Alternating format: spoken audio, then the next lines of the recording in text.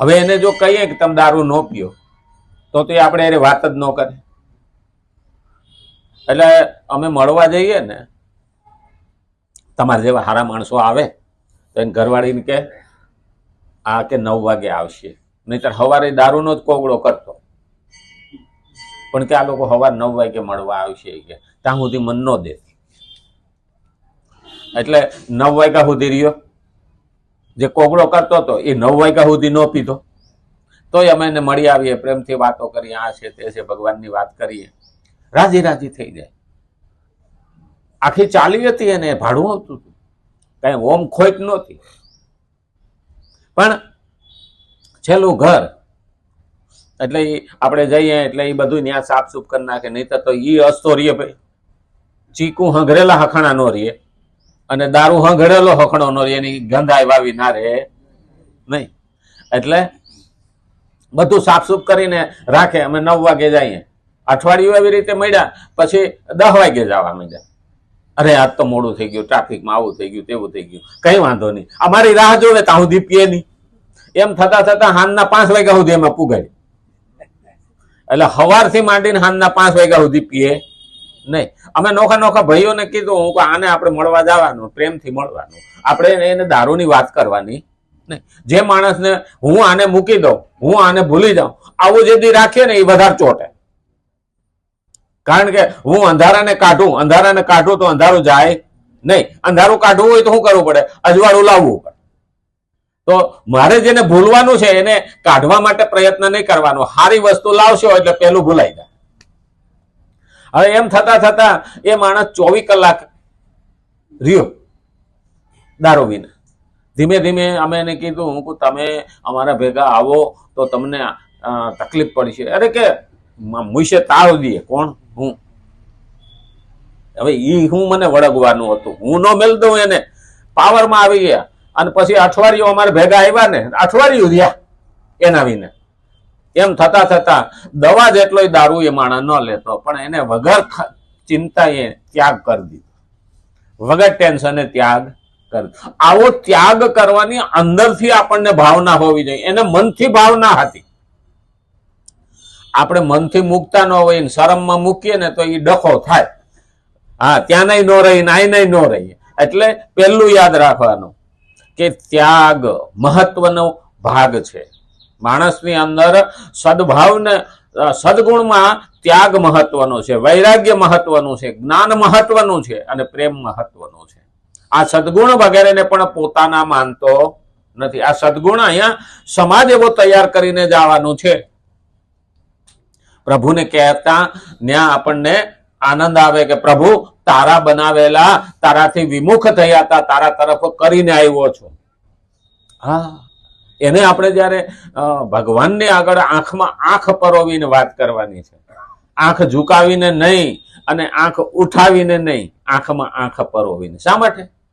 આંખ ઝુકાવીશું તો ગુનેગાર ગણાશું, આંખ ઉઠાવીને જો વાત કરશું તો અભિમાની થાઉં, પણ આંખમાં આંખ પરોવીશું તો હું ગુનેગાર નથી. તે મને જે સદગુણની વાત કરી હતી ને એ બધું હું કરીને આવ્યો.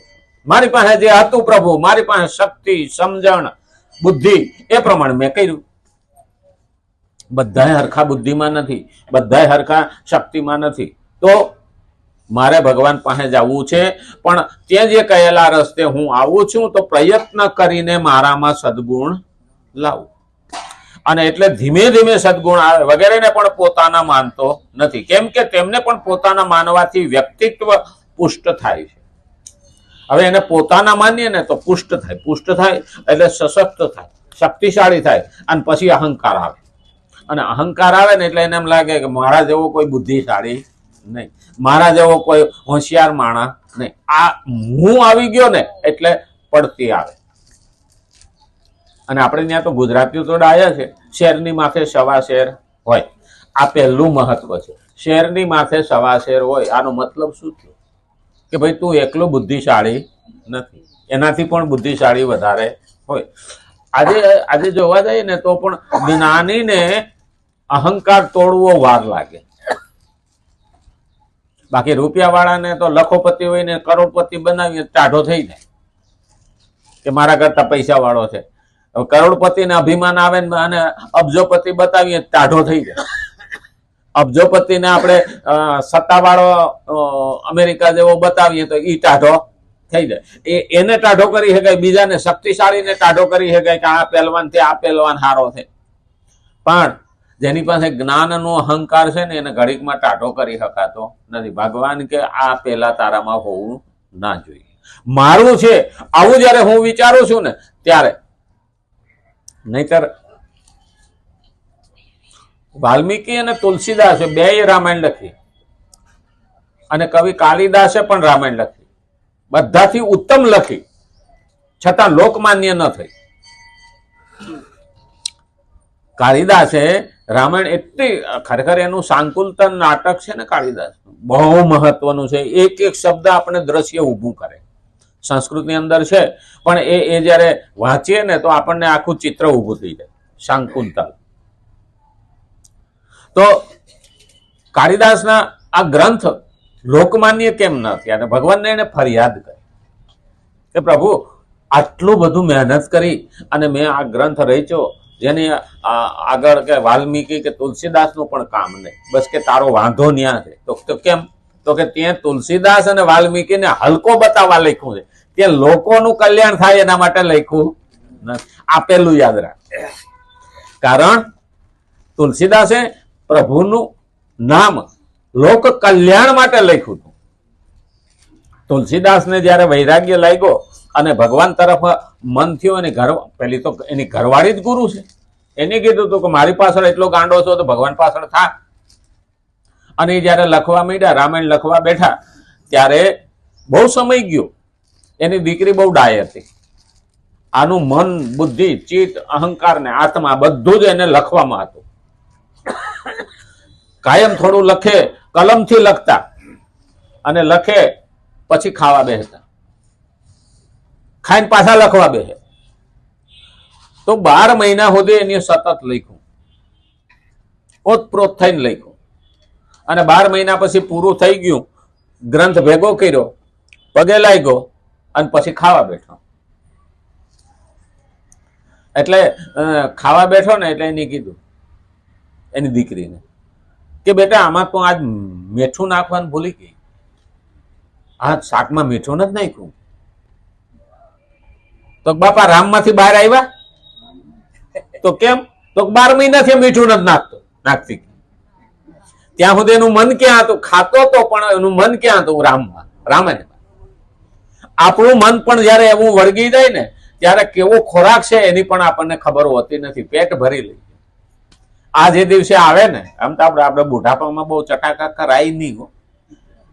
હા, બુઢાપામાં ચટાકા કરે. મને તે કીધું હતું, મને કે શેરડી હારી છે ખાવ ને. મેં કીધું ચોકઠું બારું આવી જાય. હા, એટલે બુઢાપામાં આ ના માને. તો હવે કે શેરડી ભાવે નહીં, હારી ન લાગે ને. બુઢાપામાં હારી તો લાગે, મન તો હોય, પણ કવે ખાઈ હઈ કેમ નથી. એને ત્યાગ ન કહેવાય, એ તો ભગવાને બંધ કર્યું. એ પણ ધ્યાન રાખવું પડે. એટલે ભગવાનને હું જ્યારે મારું અર્પણ કરું છું ને ત્યારે અહંકાર આવવો જોઈએ નહીં. બીજાને પાડવા માટે થઈને હું આમ કરું છું એ પણ આવવું જોઈએ નહીં. કારણ કે બીજાને હલકો દેખાડવા, હું હારો લાગીશ, એ શક્ય નથી. ભગવાન કે તું તારી જગ્યાએ મોટો છો, એ એની જગ્યાએ મોટો. કોઈ એમ કહેતા હોય ને કે હું મોટો છું, અપ ટુ ડેટ, જેન્ટલમેન. ના ભાઈ, તું ત્યાં છો તો તને લખતા આવડે છે. પેલો ખેડૂત ખેતરમાં માટી ખૂંદીને પણ અનાજ ઉત્પન્ન કરે છે, એ એની જગ્યાએ મોટો છે. દરેક પોતાની જગ્યાએ મોટા છે. એટલે આપણા શાસ્ત્રમાં કોઈને હલકો કે નાનો કે નીચો ગણવામાં આવતો જ નથી. આ તો બધા આપણે ગુલામ થયા પછી બધું આવ્યું.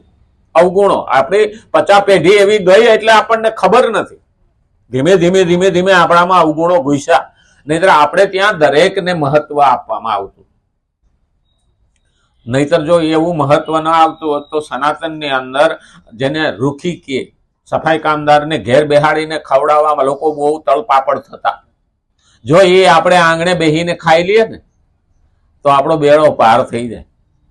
સનાતનમાં આ લખેલું છે. એને તમે આપશો ને તો ઘેર લઈ જઈને ખાહે, પણ એ આપણે ત્યાં આંગણે બેહીને ખાહે નહીં. અને આંગણે બેસીને ખાધું તો તમારો બેડો પાર, હાથ પેઢી તરી જાય એટલું ધન થાય. તો એનાથી મતલબ ધ્યાન રાખવાનો કે આપણે ત્યાં કોઈને હલકા ગણવામાં આવતા નહીં. પણ છતાં આપણે ગુલામીમાં એવા ગયા ને કે એ હજી મનમાંથી ગુલામી જતી નથી. આમ હવે આપણે દેહ આઝાદ થઈ ગયો, દેહ આઝાદ થયો, પણ મન આઝાદ થયું નથી. મનને આપણે મુક્ત કરવાનું છે. એટલે ભગવાન અહીંયા એમ કહે છે કે તું મનથી આને માન નહીં, નહીતર પુષ્ટ થઈશ ને તો અહંકાર આવશે. જે તત્વ પ્રાપ્તિ બાધક છે, હું ત્યાગી છું, હું વૈરાગી છું, હું સાધક છું, હું ભક્ત છું વગેરે ભાવો પણ વ્યક્તિત્વને પુષ્ટ કરવા વાળા હોવાને કારણે તત્વ પ્રાપ્તિમાં બાધક બની જાય. હું ભક્ત છું એટલે ભાઈ તારે તું વિભક્ત નથી, ભક્ત તારે કહેવાની જરૂર જ નથી. હું ભક્ત છું એવું સર્ટિફિકેટ માંગવાની જરૂર ક્યાં રહી? કારણ કે જેની ભક્તિ કરે છે એને ખબર હોય તો એ કહેવાનો જ છે. ભક્તની વ્યાખ્યાન બીજી છે જ નહીં. અહીં શાસ્ત્ર એવું કહે છે જે વિભક્ત નથી તે ભક્ત, ભગવાનથી જુદો નથી, કે ભગવાનને જુદો નથી માનતો એ ભક્ત. આપણા બધા ભક્તો જે થઈ ગયા છે એ હકીકતમાં આ જ વસ્તુ માનતા હતા. એટલે તો લોકોને પ્રેમ કરતા હતા, ગમે એ લોકો આવે ને એને પ્રેમ કરતા. આપણા સંતો ભક્તો શું કરતા? આ બગદાણા વાળા બાપાને ત્યાં કોઈ દિવસ માણાને પૂછ્યું નથી કેવો છો ને ક્યાંનો છો ને કઈ રીતનો છો, છતાં એને આવકાર મળતો અને હજી પણ મળે છે. એના ગુણો હજી જ્યાં સુધી ટ્રસ્ટે સાચવી રાખ્યા છે ત્યાં સુધી એ ચાલશે.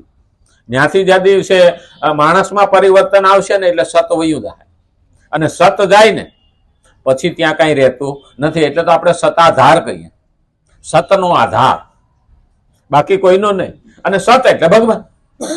અને એ જયારે આપણામાં ગુણો આવે, મહત્વ આવે, અને ત્યારે આપણે એ ભગવાનને મેળવી શકીએ.